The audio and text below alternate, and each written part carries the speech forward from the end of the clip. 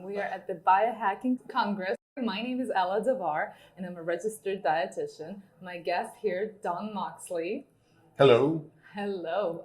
We are here with over 30 incredible speakers and over 20 different healthcare companies here showcasing their products and their latest technologies. This is an exciting weekend, and we're inviting you to our next Biohacking Congress in March 19th of 2022. You can visit the Biohacking Congress website to purchase the tickets. I'm very excited to introduce my guest to you, not only his name, but also what he does.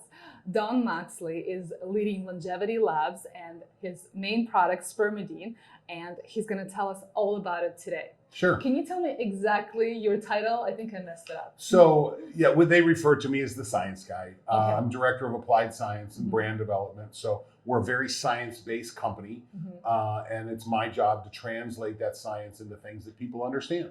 Okay. And before we get into all the juicy details about the product and the science, can you tell me a little bit about yourself? How did you join this company? Sure. So I'm trained as an exercise physiologist. I've taught university for 25 of the last 35 years, but I've also spent a lot of time working in industry.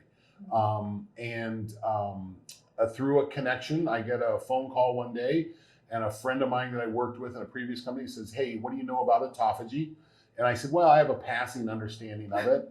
And he said, "What do you know about spermidine?" I said, "I've never heard the word." He said, "Do me a favor, do some research." He sent me some introductory stuff, and I started digging in, and the science was ridiculous. So as I started to study and understand spermidine as a molecule in the autophagy process and its relationship to longevity, my decision to work with the company was easy. Because it's a good, I'm a science guy, and it's a good science-based company. Wow.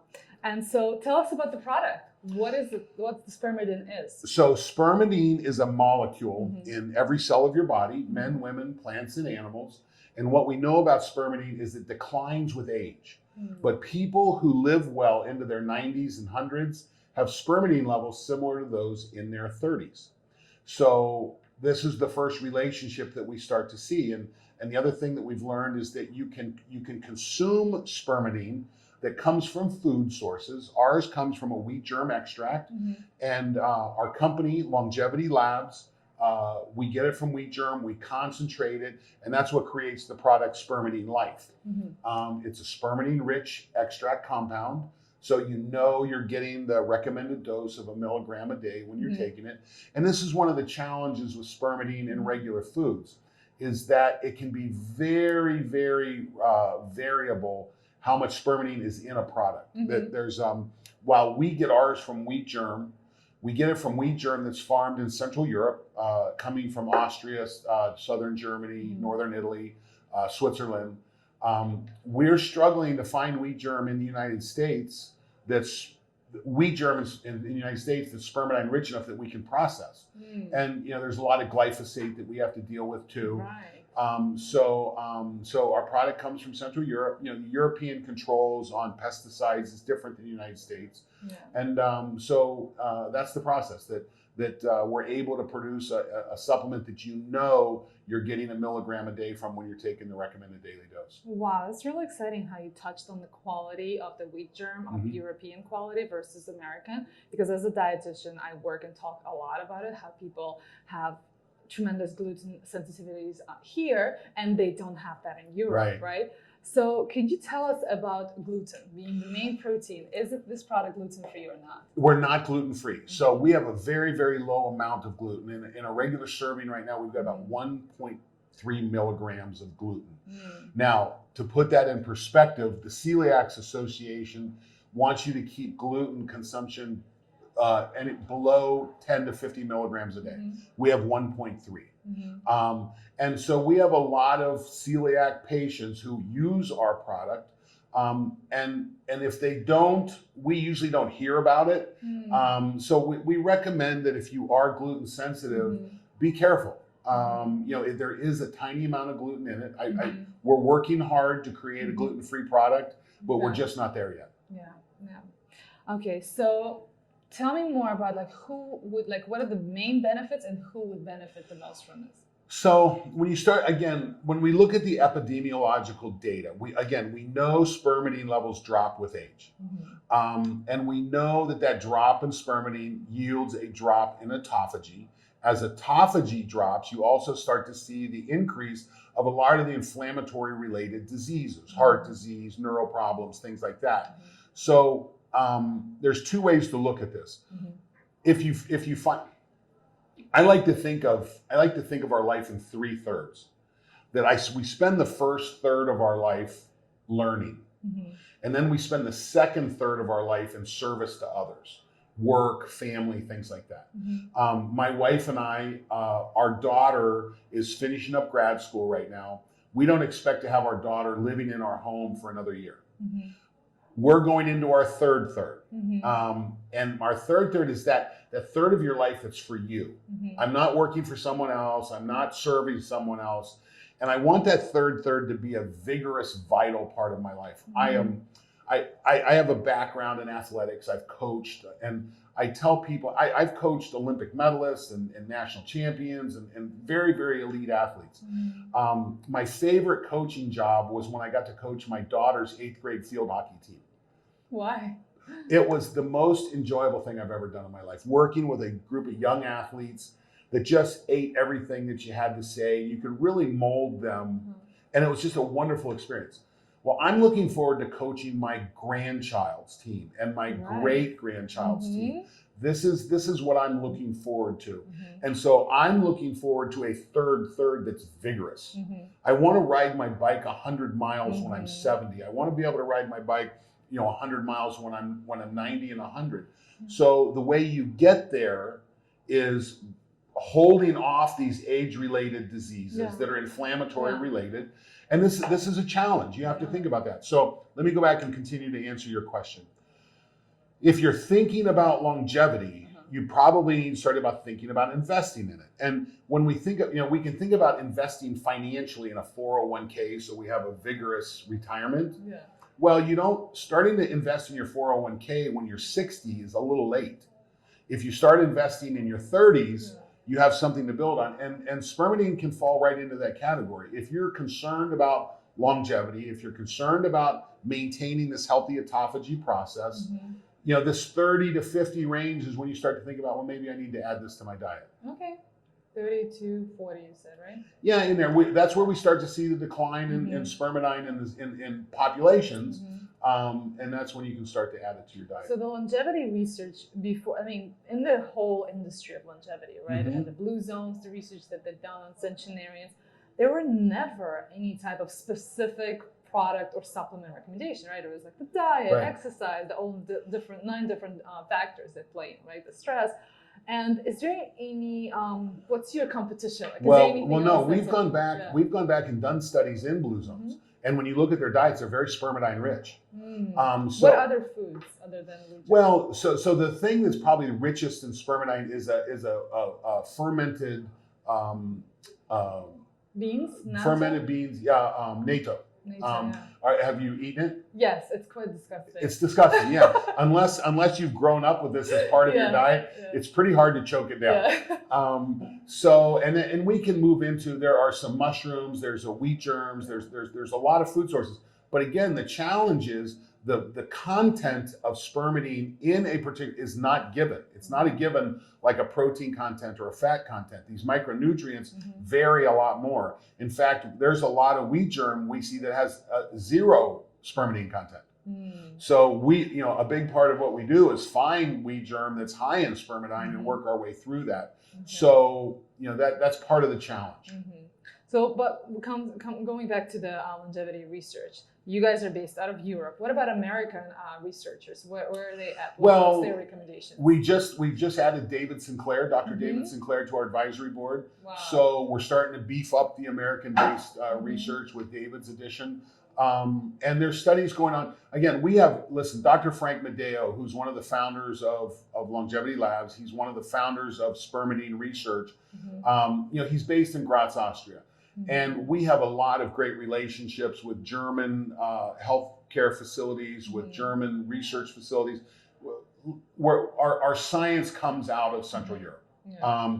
But we're sponsoring research all around the world. So we've got studies going on all around the world. And again, so when we added David Sinclair, I was pretty happy. Me too. Excited for you. Okay, to summarize this, any other than taking this product, any other that your company provides any recommendations for people who are aging, right? Any other recommendations? Well, we have to be careful because my company creates a product where there are other things you can do. And I would turn to you, when you look at the calorie restriction mimetics, would you recommend supplementing resveratrol? Would you recommend looking at metformin? There's a lot of science to back that up. So anytime that you think autophagy, and listen, the data is pretty clear. Anytime that you have inflammation, you have a drop in autophagy. Anytime that you can raise autophagy, you lower inflammation. And it's this inflammatory response that drives a lot of these age-related diseases. So I would put back to you. Are there other supplements that you would put in this calorie restriction? No, other recommendations, other than taking supplements, like what else? Listen, I do a lecture where I talk about the big rocks in the longevity jar. So what does it take to live well? And in my mind, there are 4 big rocks. You cannot age well without movement and exercise, intentional movement and exercise being part of your plan. It's critical. It's a critical rock. You have to consume foods that are not processed. Right. I don't care if you're vegan or carnivore. Okay, I won't get into that discussion, but I want your carnivore to have been walking relatively not long ago, and I want your vegan to have been in a field not long ago and not coming out of a box. So nutrition, nutritional supplements, nutritional consumption that comes from that's not processed is my second rock. My third rock is sleep. You can listen, when Mother Nature wants to take you out, she messes with your sleep. Okay? And so anytime someone's dealing with sleep problems, those have got to get fixed in order just to manage stress and all the elements that go with that. And then the fourth rock in my jar is light. As you understand the impact of light, raising in the morning, turning off dirty light at night, in the same way that we have clean food and dirty food, you can have clean light and dirty light, and we can hack these things. We live in a society that I do a lecture where I talk about orcas, killer whales, and if you see a killer whale in captivity, most of the time you'll see their dorsal fin turned over, and if you see a killer whale in the wild, the dorsal fin is usually straight up and down. Now, so what we know is that there's not enough environmental force on that orca's dorsal fin in an aquarium for it to express its DNA. So let's step this up a level. If we go to old zoos 30 to 50 years ago, they had animals living in concrete block cages. They were neurotic. They lived an average of 3.5 years. They didn't reproduce. They had digestive problems. Sounds a lot like humans right now. When you put those animals in enriched environments, they live full lives. They reproduce. They express their DNA. So the question is what side of the aquarium are we on? We're recording this right now in a glass room, okay? Very much like an aquarium, and that's how humans live now. Yeah, no natural light. Figure out the aquarium. Figure out which side of it you're on. And so light is one way to manage that. Sleep is, and so there's the 4 big rocks, but the jar is purpose. In the absence of a purpose, you have no place to put your big rocks. Okay, so part of figuring out longevity, I already told you, I'm looking forward to coaching my grandchildren and my great-grandchildren. I'm looking forward to a longer, I've been married for 32 years now. I'm looking forward to my 50th and my 70th anniversary. That's my purpose. I want to live long for my family and enjoy the things that come with that. So having purpose, so then you have to build in exercise, clean food, sleep, and light. And when we look at clean food, part of that is making sure that you get a necessary amount of spermidine in your diet so that you upregulate autophagy, so you have the cellular renewal process taking place that's necessary to lower inflammation, to raise, listen, one of the great things about spermidine, one of the things people notice first is a change in their hair, skin, and nails. So there's a beauty aspect to this. But what we know is that spermidine, as it goes up, there's an upregulation of epithelial stem cells. So the cells that make your hair, skin, and nails increase.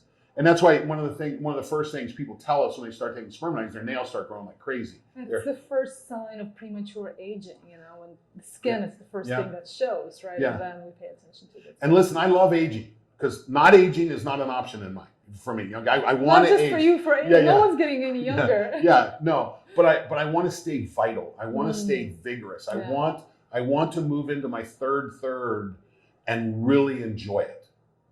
So that's kind of. And I'm sure you will. Okay, last question to summarize this. Do you take this? I do. How often? What's the? I take it every day. So the recommendation. So listen, once you've decided spermidine is an issue in your diet, it's not going to increase naturally. In fact, we have some information that suggests you can't get enough spermidine from an American diet. Okay, so we think we'll have some claims on this relatively soon, which gets us really close to a vitamin status. It's a necessary external supplement. Right. So I do take it. The first thing I noticed about 2.5 weeks, 3 weeks in, my fingernails just started going crazy. And my hair, so I wear my hair pretty tight. I used to be able to go 2.5, 3 weeks between haircuts. Now when I'm doing things like this, I have to be at the barber every week. My barber loves spermidine. Just made me think about one more last question. So is there a way to measure the spermidine in your body? We don't have that. Right. No. So we can measure it in laboratory, research laboratory. We don't have medical laboratory tests yet. So we have epidemiological data. We have model organism data. We are working hard to come up with a marker for humans. Okay, well, good luck. This was awesome. I've learned a lot. Thank you so much for sharing pleasure. your I'm excited passion, to be your here. knowledge with us. You're one of the most exciting booths here. Guys, check out Longevity Labs, and Don Moxley is the leading science guy behind it, and I think we can trust him.